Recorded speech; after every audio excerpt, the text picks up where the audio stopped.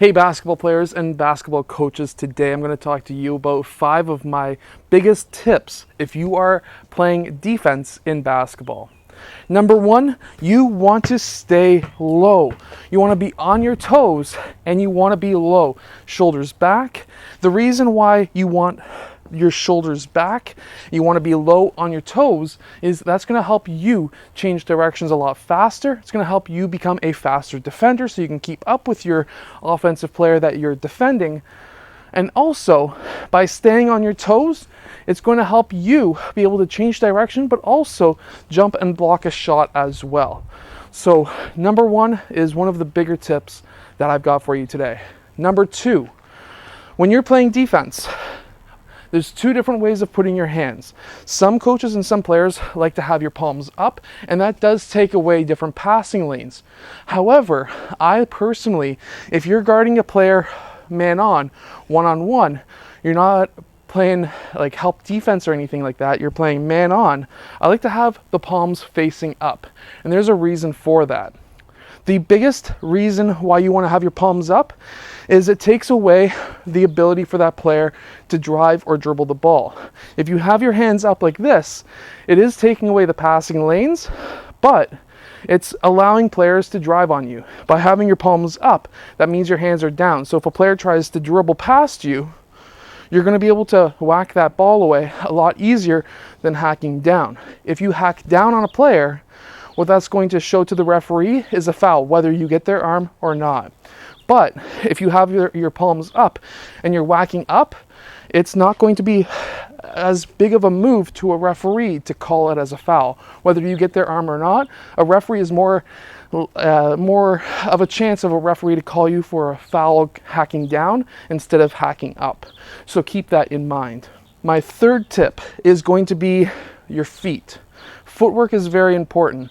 Whether you're playing a man on, you're forcing him towards your left, you're forcing him towards your right, footwork is very, very important. You really don't want to ever cross your feet. So there are a couple of trainers online who are giving misinformation on, yes, it's okay to run with your defender. But as you can see, there is a huge issue. If you've got a player here and you're defending him by running sideways with him, what's he going to do if he was a smart player? He's going to cross you up, and by the time you notice he's crossed you up, you now need to turn and you're going to cross your feet, you're going to hook your foot in, and you're going to fall. This is how so many players get their ankles broken. What you really want to do is go and push off with the trailing foot, push off, and this foot pulls you. That way, and you're staying on your toes, you're staying with that player. Now, if he was to cross back and change direction, if you're shuffling with him, you're now able to just push back and still guard him.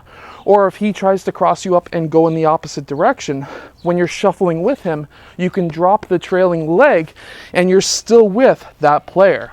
Meanwhile, if you were to run with him and you're crossing your feet, that just means that when he crosses you up, you're going to hook, you're going to fall. So, never cross your feet. Stay on your toes, stay low, and have your palms up when you're guarding man on. If you're playing help defense, you should have your hands up to take away the passing lanes. But man on, palms up, hands down.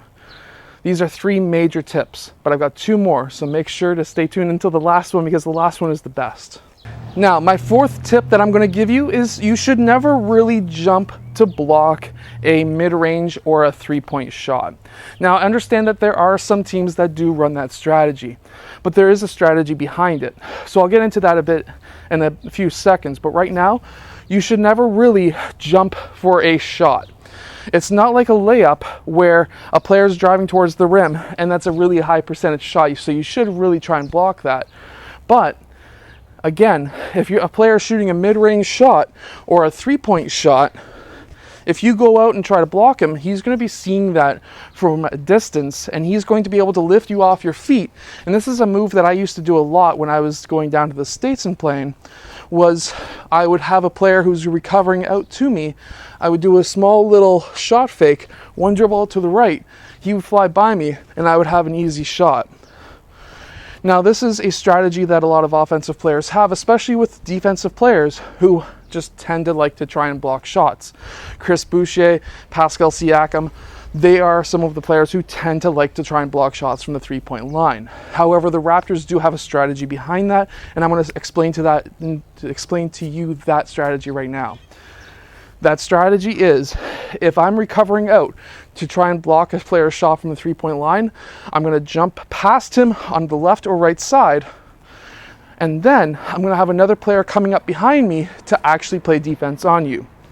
What's going to happen now is, if you're shooting a corner shot, now all the players are going to rotate over, and now that I've passed you trying to block your shot, I'm going to now rotate over to the farthest player on the other corner of the court. It's a strategy that a couple of professional teams do use. Nick Nurse is a really good coach, and this is a strategy that's been really successful for him to contest the three-point shots. It gets a lot of his taller players and lanky players blocked shots. But if you don't run that same strategy, where you've got a player running out trying to block a shot and there's nobody else following him to actually defend that player, then you're really not going to be able to play defense like that. There's going to be so many things that the offensive player can do to be able to get around players who tend to do that. So keep that in mind. Now, my fifth tip is the biggest tip that I can give you as a player, and that is, when you're defending a player, watch his waist. If he has the ball, watch his waist. I know there's some trainers out there on Instagram who say that you should be watching the player's eyes, but I'm going to tell you right now, you shouldn't be watching their eyes, and you shouldn't just be watching their feet. By watching their waist, you're going to be able to watch both plus his waist. By watching just his feet, you may get his waist in your peripheral vision, and his waist does give away the offensive player's what he's going to do before he does it, but by watching his feet, you're now taking away your ability to see what his eyes are doing as well. So the best way to really defend a player is to watch his waist. That way you can also see his feet, you can also see his eyes, you can see the whole player, and this is going to be able to give you a good read on what that player is going to try and do. I hope that these defensive strategies and tips can help you become a better defender in basketball. If they do, hit that like button and subscribe, and I'll see you guys again next time.